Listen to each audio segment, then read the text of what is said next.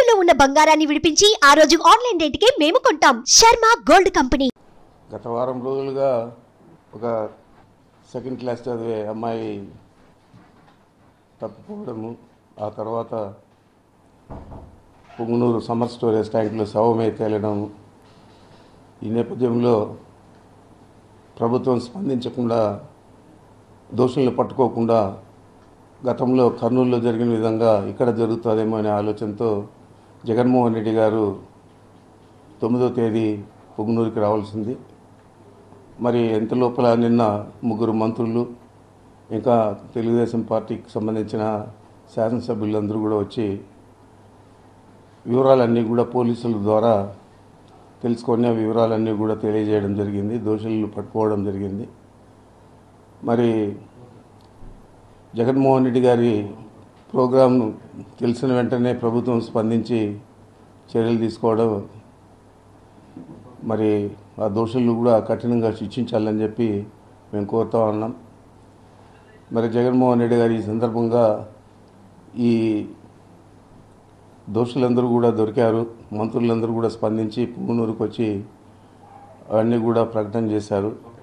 మరి అంచేత 9వ తేదీ జరిగే కార్యక్రమాన్ని రద్దు చేసుకోవడం జరిగింది. ఏమైనా దోషులను మాత్రం కఠినంగా శిక్షించాలా, ఇలాంటివి రాష్ట్రంలో పునరావృతం కాకూడదని చెప్పి మరీ నేను కోరుతా ఉన్నాను. అంతే కదా. లేనిపోయిన ఆరోపణలు చేస్తా ఉన్నారు సార్. కనీసం వాళ్ళు భద్రత లేదు. కేవలం జగన్మోహన్ గారి పర్యటన ఉందనగానే వాళ్ళు కాగమేఘాలపై వచ్చారు. దీన్ని ఏ విధంగా చూడాలంటారు? అదే చెప్పాను కదా, జగన్మోహన్ రెడ్డి గారు వస్తారు, ఇదేదో పెద్ద ఇష్యూ అవుతుంది రాష్ట్రంలో అని చెప్పి స్వయాన ముఖ్యమంత్రి గారితో కూడా మాట్లాడించారు చనిపోయిన అమ్మాయి తండ్రిని. మరి ఇంత శ్రద్ధ గతంలో తీసుకోవాలంటే, కర్నూలులో జరిగిన అప్పుడే తీసుకోవాలంటే ఇది పునరావృతం అయి ఉండదు. ఎవరైనా తప్పు చేయాలంటే భయపడే పరిస్థితి ఉండేది. మరి ఇప్పటికైనా కానీ ప్రభుత్వం స్పందించి చేసింది కాబట్టి ఇలాంటి పునరావృతం కాకుండా చూడాల్సిన బాధ్యత ప్రభుత్వం అని చెప్పి కోరుతా ఉన్నాను.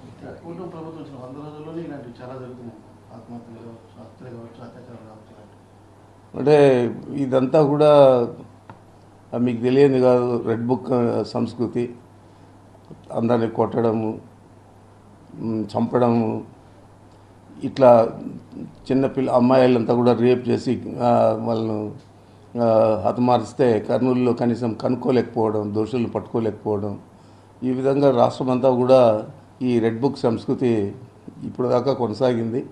ఇంకో కూడా కొనసాగుతుందనే నేను భావిస్తున్నాను.